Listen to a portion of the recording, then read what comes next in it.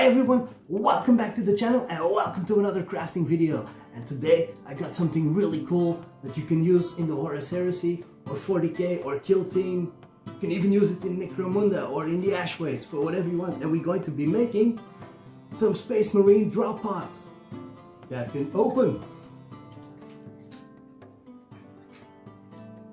and close back up again. Now I made a bunch of these guys, as you can see. Now these things are easy to make, they're fun to do once you get in the zone, and I would suggest to make a bunch of these guys. Now you can paint them up however you guys prefer. Put the iconography on if you have the transfer sheets and everything.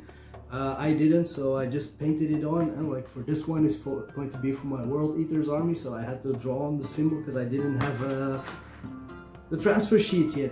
Now in the description down below I will put a link to where you can download the template to create these dropouts. Alright, so I would say without further ado, follow me to the crafting table and let's do this! Come on!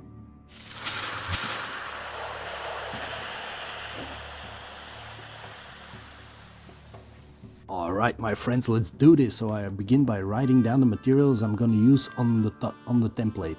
Then I begin by cutting out the paper from the template, and I will glue those pieces on some cereal cardstock, just with a simple glue stick that you see me use here. You can use offcuts of leftovers, just stick them down on some cardstock.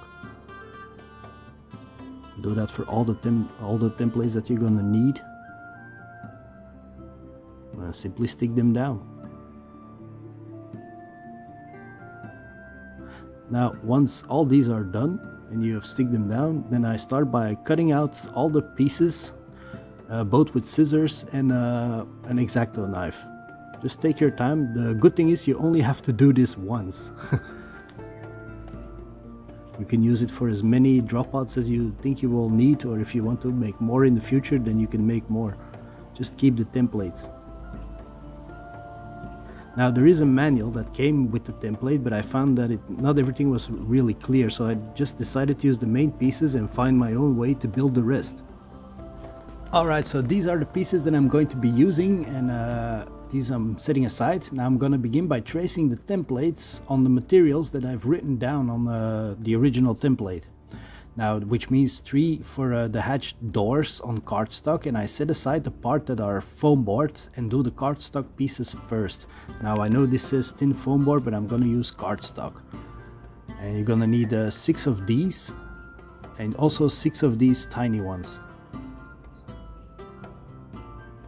Now the top part of the dropouts I decided to do in thin foam board instead of cardboard. And you'll need 3 of these on 5mm foam board. Now the exact number of the items you need of each piece is written on the templates. Just use that as your guide. Next I'm gonna trace the templates on the foam board. Now I'm doing multiple dropouts, so I will be tracing more of these things. But if you're only making one dropout, just follow the exact number that's written on the template. Once you've done that, then simply it's just a matter of cutting them out.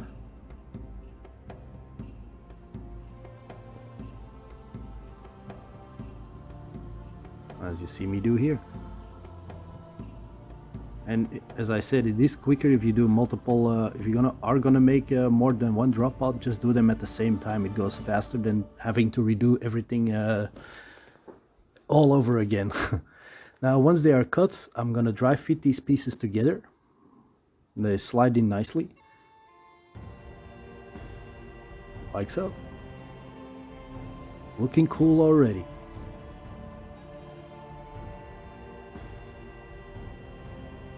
Now they will hold the right shape once they are glued on the bottom piece.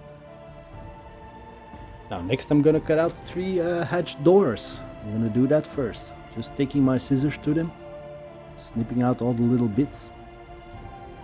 And here my boy and his hamster decided to come and help me out while I'm drawing these lines, so hi!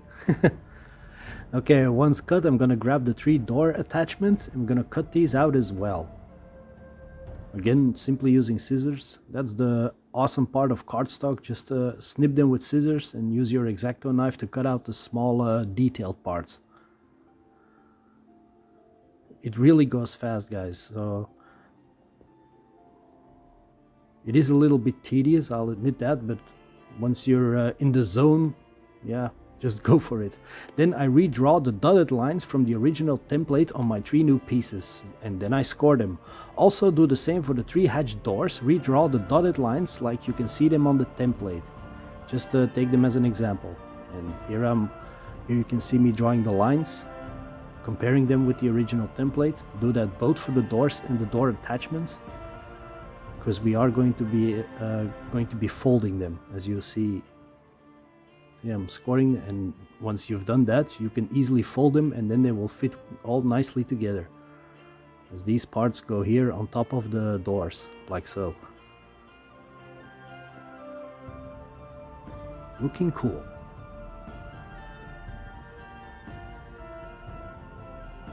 Next we're gonna cut out the panels for the wing pieces, and which are 6 parts in total, 6 pieces in total, and I'm calling them wings for lack of a better word, but those are those long pieces you see me hold here of a 5mm foam board, and these are the panel claddings that go over them. Now trace the bottom piece on 5mm foam board, but make sure you leave 2 pieces as full hexagons and only cut away the grooves on one of them. I've lost the footage of me doing this, so I'm very sorry about that. And here you can see I've glued all 3 pieces together with white glue, and the one where I've cut out the grooves, they are stuck in the middle between those regular hexagons. Alright, so we're gonna glue on the attachments on the door.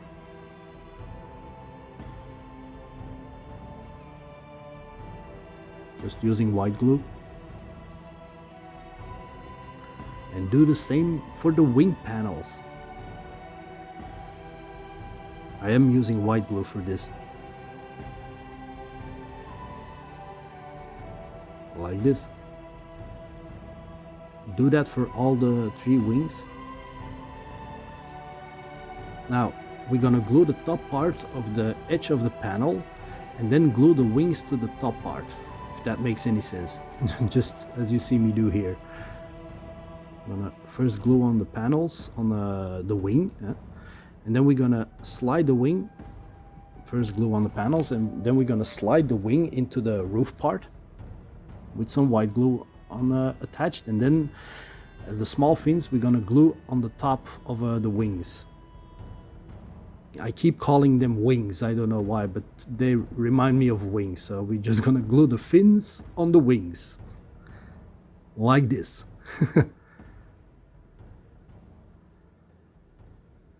And do that for all 3 wings.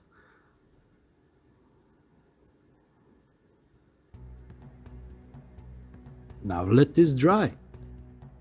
In the meantime, while these are drying, I have these small hinges I picked up at a Home Depot or local hardware store, and these will serve for my doors to open and close. They're very cheap, these hinges. And I had a bunch of screws left. Now we're going to take our bottom piece and we're going to trace them on the side that doesn't have the holes on it. Now I mark out the center part of this and trace the hinges. Also mark out the holes, just like this. First mark out the center piece and then trace the hinges. Like this. Do that for all 3, because you're gonna need 3 hinges and 6 screws per drop pod. And now I'm gonna mark out the holes as well. Sorry.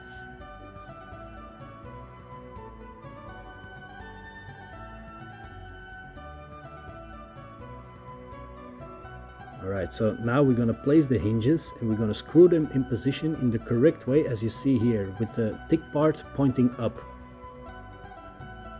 Just put the back side on the holes, press the holes in, as the screws in, as it's just foam board, so you can easily press them in, and start by screwing them on.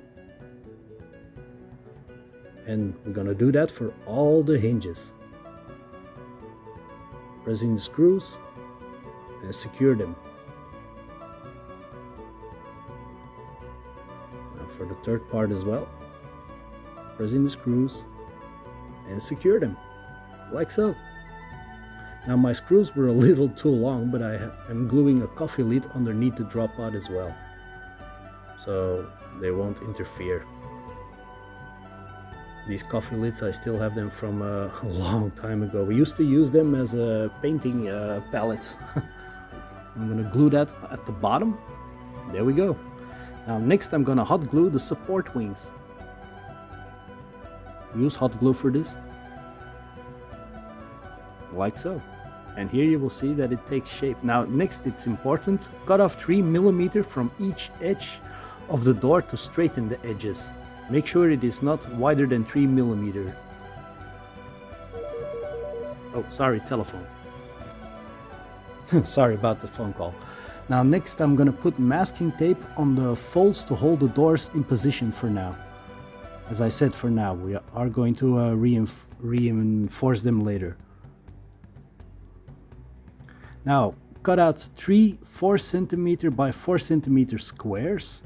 Then next we're gonna cut out 3 4 cm by 5 cm squares, and then cut out 3 2 cm by 4 cm rectangles.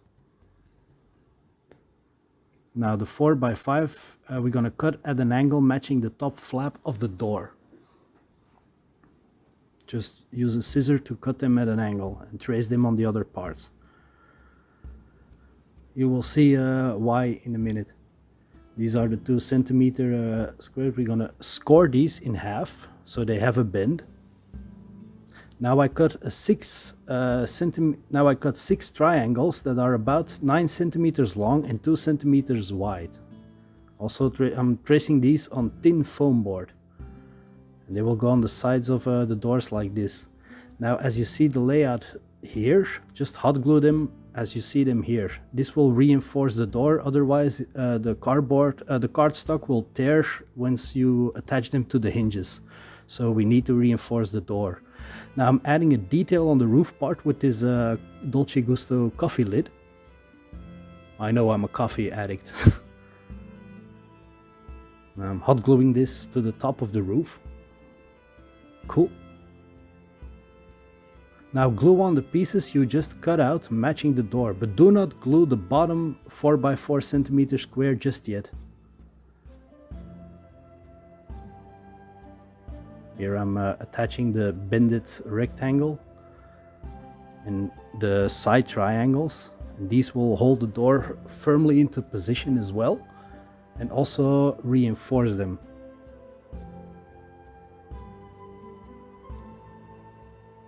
Like so. Now I glue the bottom of the door at the hinge, as you see me do here, and then first we're gonna dry fit it like so. That measures. Now I'm pressing it down with my scissors, and I'm putting hot glue on top of the hinge and on top of the door, and that's where I put my 4 by 4 cm square, and do the same for the other 2 doors as well. And there we go. Now we have a dropout with doors that can open. Now I stick down drywall tape for a bit of grid detail on the inside of the doors. It's just, you don't have to do this, guys, it's just for extra details. The more details the better, but you don't have to go all overboard. Now I'm gonna poke some holes at the wing panels for some quick rivets effect. You can cut out rivets if you have the patience for it, or use some jewelry parts that you can use as rivets. Here I'm just simply poking some holes to represent the rivets. Now cut 3 5mm wide strips and use a hole punch to create rivets. Again, 5mm wide strips. And I'm using my hole punch here with 1-inch intervals to cut out, to press in rivet effects, as you see me do here.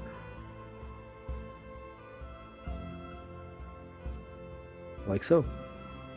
I have some offcuts of other pieces that I'm gonna attach, and now first we're gonna put hot glue on the side of the wing, and we're going to glue on the 5mm strip to protect the side of the foam board and also give it some extra detailing, as you see me do.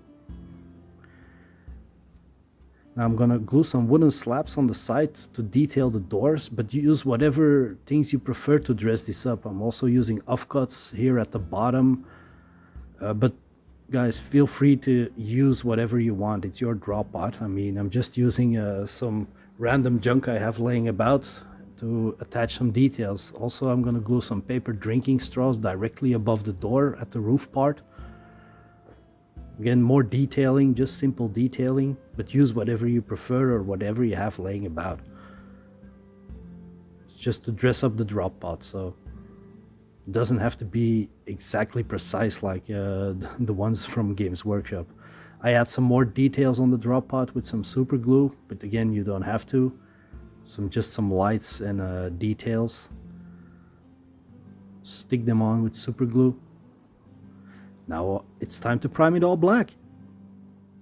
Alright, so a quick word before I start painting. Mine will be for my World Eaters army, well, the one I'm making here. So after I prime this one black, I'm going to lighten it by doing a spray of gray primer and then a white primer from above. But it also depends on which color you want to paint your drop pot.